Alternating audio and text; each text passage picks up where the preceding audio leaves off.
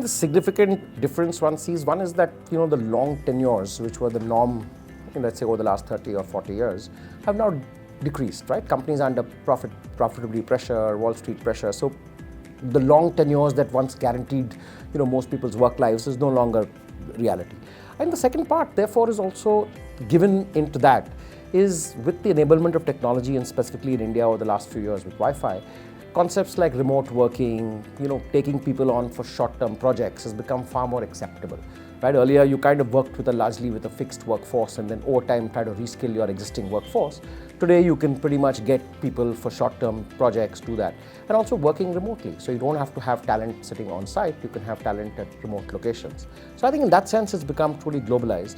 And together with shorter tenures and better technology, I think the whole organizations have started to become more nimble per force.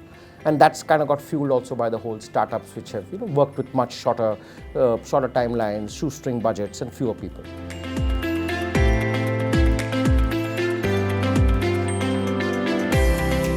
I think primarily on three counts. I think one is the fact that the moment you're able to kind of get qualified talent, and I'll underline the word qualified because I think it's important to for companies, I think one of the big reasons they take people on permanent roles is that they can vet them internally, they know the true caliber of a person. But the moment you have an external kind of way to qualify talent, I think then companies get more comfortable with taking people on short-term projects and consulting. So I think that really works to advantage. I think that is going to be the primary driver. The second, like I said, is also the nature of most organizations, that a lot of their business now will come in kind of projectized form. Right? Barring for the traditional FMCGs, which typically work on more standardized cycles, a lot of it will come in projectized form. And I think thirdly also it's the pressures of the external environment. The fact that like a lot of the newer workforce, is not wanting to be kind of tied down to a long-term career, right? Their needs, their state of needs change over time. So I think that is also going to kind of perforce accelerate this pretty much, and therefore make companies want to be more nimble. So I think companies are increasingly wanting to go that direction. I think what's important is how do they kind of have valid, you can say curation, or you can say something that can validate the quality of these people that they're going to take on shorter term projects. That is really going to determine their direction.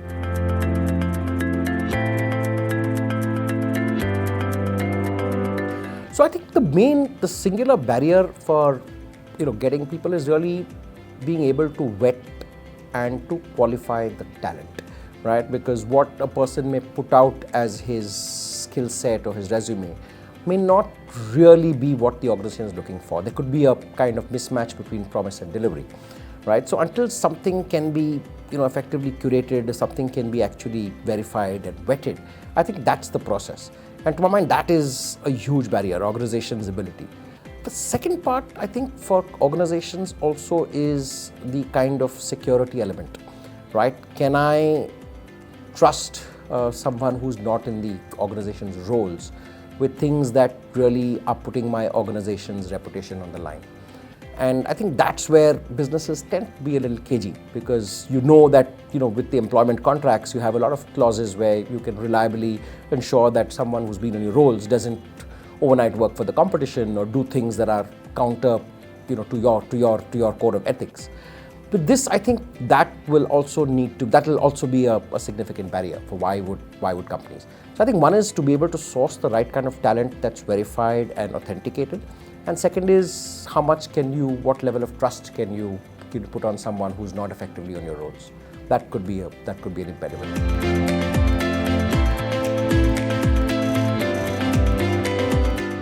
So interesting. I think, you're right. I think I read a report of PayPal put out recently saying that, if you look at the world of freelancers, 1 in 4 of freelancers accepting work on the PayPal platform, getting paid by PayPal, was actually from India. So I think the idea of people working for short-term contractual jobs, gigs as we call it today, is pretty well entrenched, right? It's also from the fact that a lot of us have grown up in environments where you need a kind of a worker for a day, a plumber, a carpenter. Even at that level of jobs, you went down to the city square and you picked up 4 guys and came and did your work. So I think that part is established. I think in terms of the fact that with a large percentage of a young population all ready to adapt to this contractual working format, I think it's quite natural that over time India will kind of become the lead market. So it will become this kind of crucible of a lead market. And I see therefore the opportunity of India emerging as one of the pioneers or one of the early movers in the gig economy as very real. Just because we've got a young workforce, they're more nimble, they're more tuned to new age thinking, and this enabled with the new technology landscape. What Geo has disrupted over the last couple of years, just the creation of the fact that so many newer people have come into roles that weren't existing, say, about 5 years back, I think is really going to accelerate the process.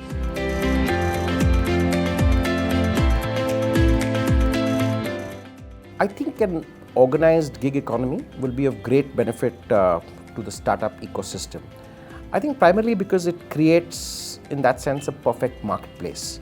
As a startup, as a founder, what one would look at is to have quality talent available for, let's say, a finite period of time to meet a certain specific objective. And I think the moment you have a platform that can provide this kind of resource, I think it makes the whole process far more kind of easier than really using word of mouth or using a kind of contact set. So I think that part will be great.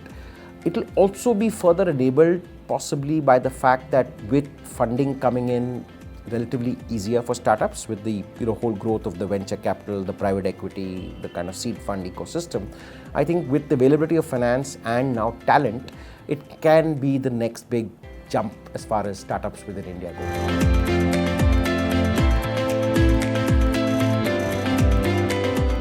In terms of the gig economy, and I'll kind of put out an employer's perspective here, I think one is to ensure that the quality of the talent that you get is properly verified, is properly vetted, and actually is exactly what you want. And the reason I say so is that a lot of claims could be made by a potential person you're engaging that may not stand the test in terms of whether it's actually what he's claiming to be. So I think really it's that whole verification process and the ability to deliver on the specific timelines. What kind of guarantees do I have in the whole process?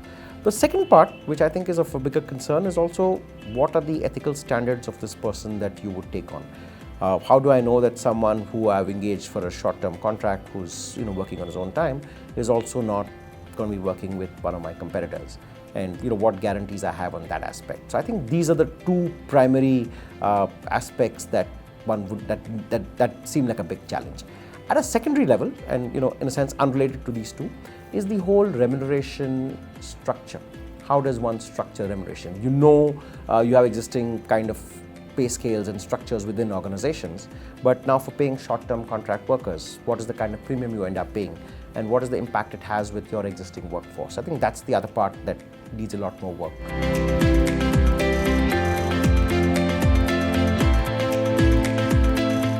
I think the biggest part is really readying your organization for the gig economy. I think just building nimbleness into the DNA of organization is really going to be something that HR will have to lead its way in. I think really look at it as a big opportunity. For one, you're going to have skill sets that may not be currently on your roster. So I think that's big. Two is, I think you're not going to have people who are going to over time become deadwood. These are people you're going to take for short-term projects, and you're going to pay them a fair wage for that project that they did work on.